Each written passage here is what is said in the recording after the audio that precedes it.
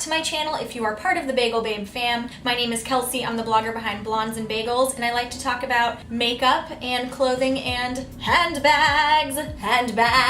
Bags. I love to talk about bags. One of my most popular videos on this channel is actually a review of my Neverfull. The Neverfull has been a favorite of people on YouTube, I guess, but I've been getting a lot of requests to do other handbag review videos, and I actually just ordered a new bag and just got a new bag, so I thought that I would break it out for you and show it to you in this video. So it's not going to be a true unboxing because I opened it.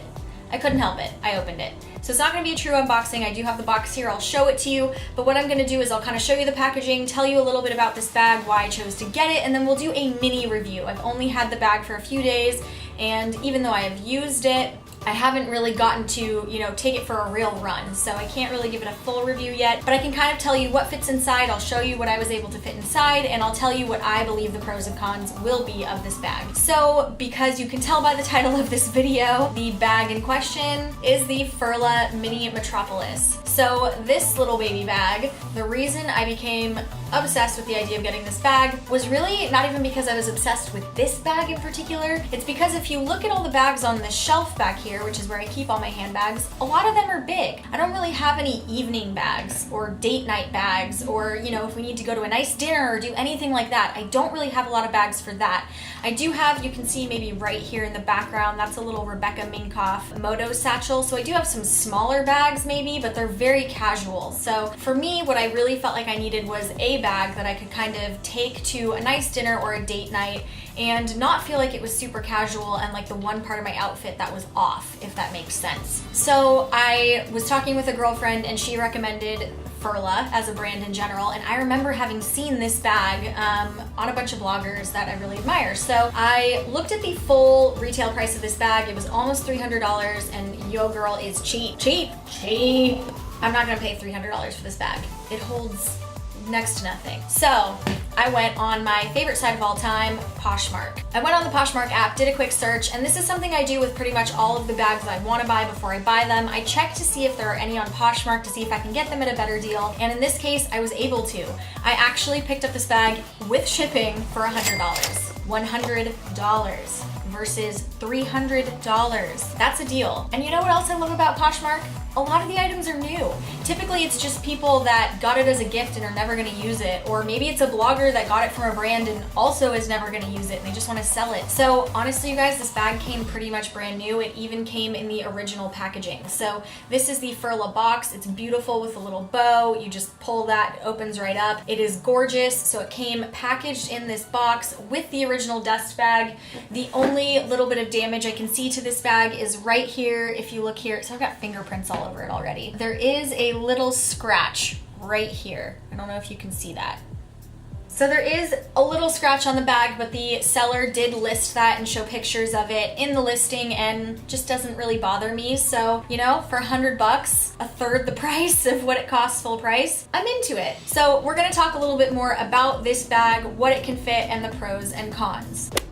So just getting into the nitty gritty, the way you open this bag is it does have these two little clasps right here, and you just push them and it pops open like this. The inside has what I would say is a microfiber. I don't think it's real suede. Maybe it is and I just don't know any better. A suede or a microfiber type lining right here. It's nice and soft and juicy. The bag is real leather, and then it actually has this crossbody strap right here, and it is a gold chain. A lot of chains can tend to look a little cheapy if they're not like the Chanel beautiful intertwined with leather ones, but I gotta say, this one doesn't have that feeling to it. It feels really luxurious.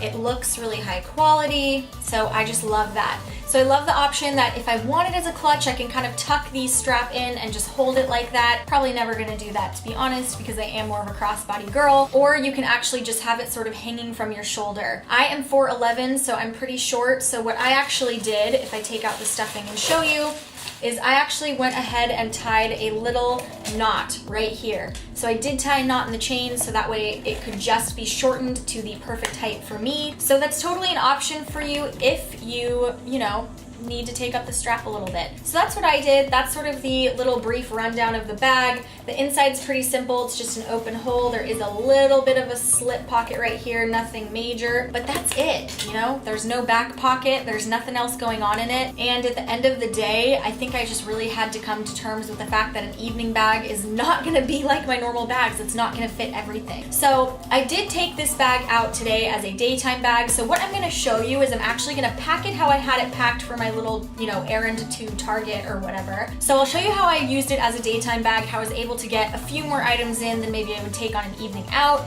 And then I'll show you what I would do if it was just an evening out, the couple of items I would throw in. Okay, so for packing it for a crossbody daytime bag, there are just a few essentials that I need to have if I'm gonna leave the house. That would be my keys, which are not small. These are not small, and I'm gonna keep it real. I don't even have a car, but I have this car beeper here. It belongs to my brother's car. Really gotta give that back. So I do have the keys. They are not small at all. This is my wallet that I'm using currently. I actually just found this at a little boutique down the street, but it's my little card holder. I switched over to this because I felt like my wallet was just obnoxiously large. I need a bus pass. This is my Clipper card for the Muni in San Francisco. And I need a lip balm because my lips are perpetually chapped, so this is the GlossierBalm.com. So those were the items I was able to fit in this bag when I just ran off to Target. I could not fit my phone in to go with it. I had to have my phone in my back jeans pocket or in my hand or my jacket pocket, which honestly, if it's a daytime situation, that's not really a big deal to me. I'm kind of addicted to my phone anyway, so I always have it in my hand, so it's just not a huge deal. So how I packed this bag, just to show you, is I took my fat keys and I threw them in there down at the bottom, just sort of made them fit down there. I took these two slimmer items right here, the wallet and the Clipper card, and I just placed them right there on top. And then I just took my little lip balm, boop, stuck it in there, and we are ready to rock and roll. So that's how I would pack it for the daytime. This is what I took to Target not even an hour ago and just sort of did my errands and called it a day. But if we were to pack it for the evening, I would do maybe a couple things differently. I would not need my bus pass because I'm not taking the bus when I look pretty. As for these keys, I would probably reduce them, and to be honest, I should just reduce them anyway because this is too many. So yeah, I would probably just take off this key fob situation and the car key and just place my keys in there. I'm not gonna do that because it'll take forever. And then really the only other item I would need, I would keep my wallet in there. We do need the wallet. We do need the wallet. I would also try and make sure that I could fit my phone in there because at the end of the day, if I'm at an evening thing, I don't necessarily want to be carrying my phone in my hands all the time. So the phone is the first item I'm gonna put in. I'm actually gonna put it in, as you can see, I have the 7 Plus. It really barely fits in there. It fits in there like sideways. I don't have the thinnest case on. I drop my phone all the time, so I have to have one of those like silicone double layer situations because my phone would break. So got the phone in there. As you can see, it fits sideways. I'm gonna take my wallet and I'm actually just gonna slip it right in front of that. So that's what it looks like with the wallet in there. Like I said, I would just slip a key or two in there. That's all I would do. And then what I'm gonna do is take a lip product. Let's say I'm gonna use this as my lipstick for the night. I'm gonna slip that in that little back corner right back there. And that's my evening bag. So I have all my money that I would need. I have my phone in there. I have a key, supposedly, right? And then I have a lip product. Now, it's not that easy to get shut when it's like that. And as you can see, the phone does cause the side to bulge out a little bit, which does not make me very happy. But you know what? At the end of the day, I can get everything I need in here, and that's what I would do for an evening type situation.